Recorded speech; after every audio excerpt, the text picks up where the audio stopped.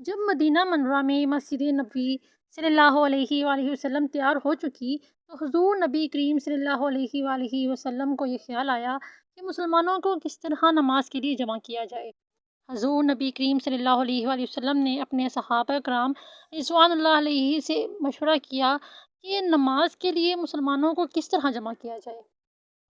ظاہر ہے کہ ایک وقت اور ایک مکان میں اجتماع بغیر اعلان اور آگاہی کے نہیں ہو سکتا، اس لیے صحابہ کرام رضوان اللہ علیہم نے اعلان کے لیے کئی طریقے پیش کیے۔ بعض نے کہا کہ آگ روشن کر کے اونچی کر دی جائے، مسلمان اسے دیکھ کر جمع ہو جایا کریں گے۔ حضور نبی کریم صلی اللہ علیہ وسلم نے بوجہ مشابہت مجوس اس طریقے کو پسند نہ فرمایا۔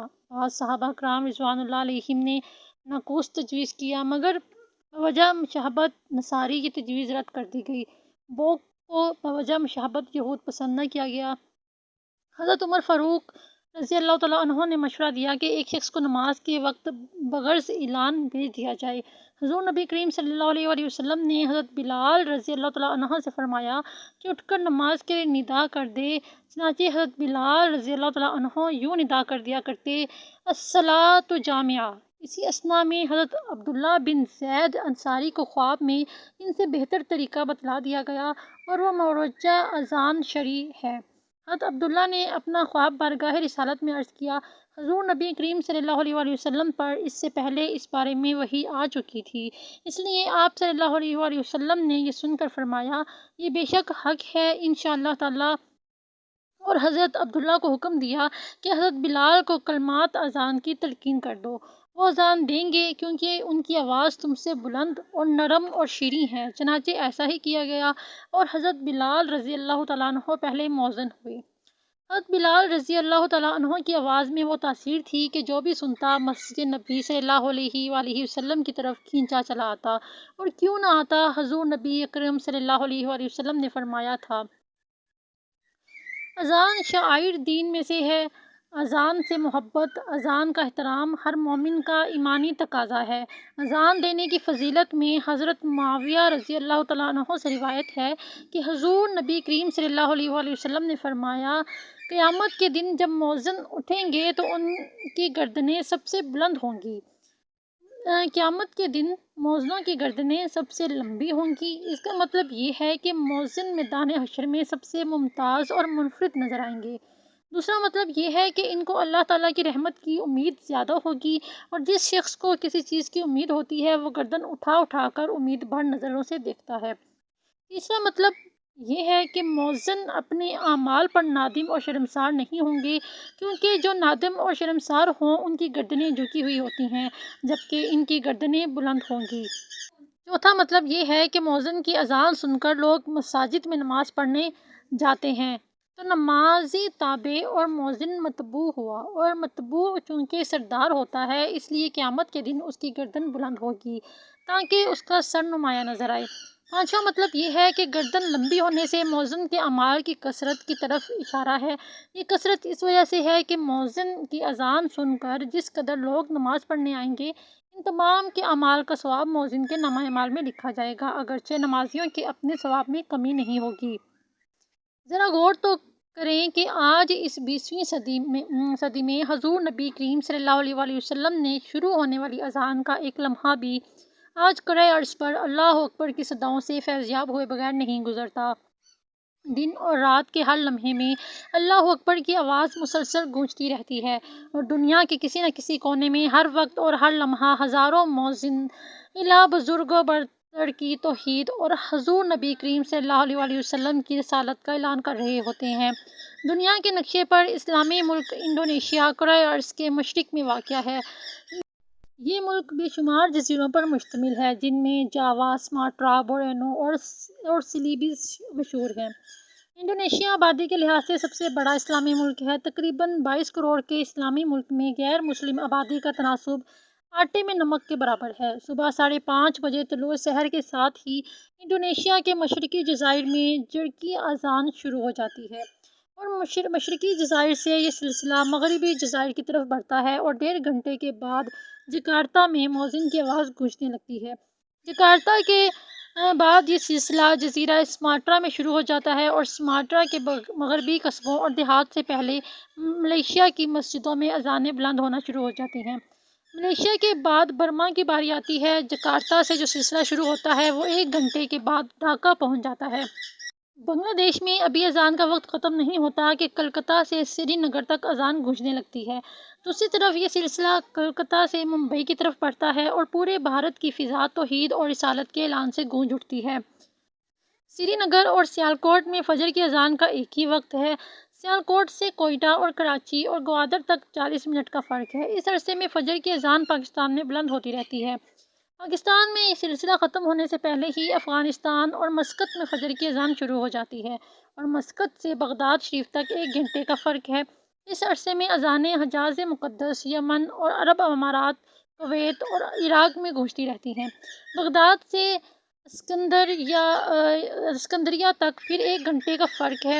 اس دوران میں مصر، صومالیہ اور سوڈان میں اذانیں بلند ہوتی ہیں۔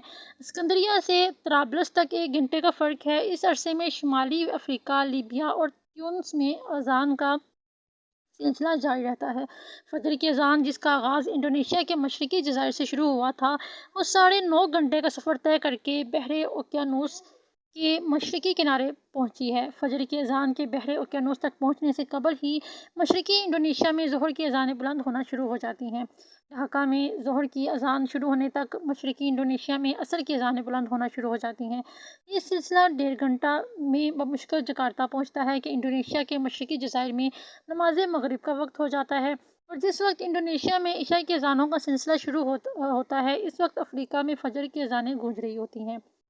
کیا آپ نے غور کیا کہ کرے ارض پر 1 سیکنڈ بھی نہیں گزرتا جس وقت ہزاروں لاکھوں مؤذن بیک وقت اللہ بزرگ و برتر کی توحید اور حضور نبی کریم صلی اللہ علیہ وآلہ وسلم کی رسالت کا اعلان کر رہے ہوتے ہیں۔ انشاءاللہ یہ سلسلہ قیامت تک جاری و ساری رہے گا۔ بات آتی ہے کہ مؤذن میں کن صفات کا ہونا ضروری ہے۔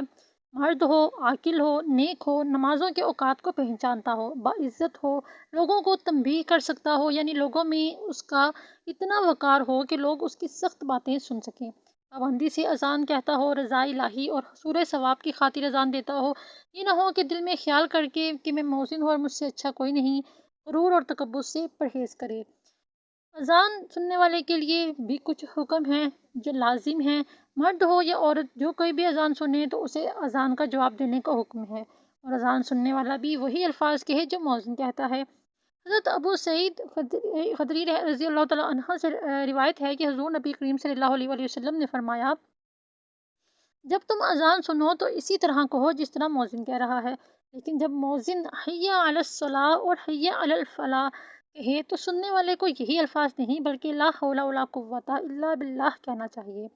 جیسا کہ حدیث مبارکہ سے ثابت ہے، حضرت یحییٰ کا بیان ہے کہ مجھ سے میرے بعض بھائیوں نے بیان کیا کہ مؤذن نے جب حی علی الصلاۃ کہا تو حضرت معاویہ رضی اللہ تعالیٰ عنہ نے لا حول ولا قوت الا باللہ پڑھا، اور فرمایا کہ میں نے حضور نبی کریم صلی اللہ علیہ وآلہ وسلم کو اسی طرح کہتے سنا ہے۔ اور اسی طرح فجر کی اذان میں جب مؤذن الصلاۃ خیر من النوم کہے تو سامع کو قد صدقت و بررت کہنا چاہیے۔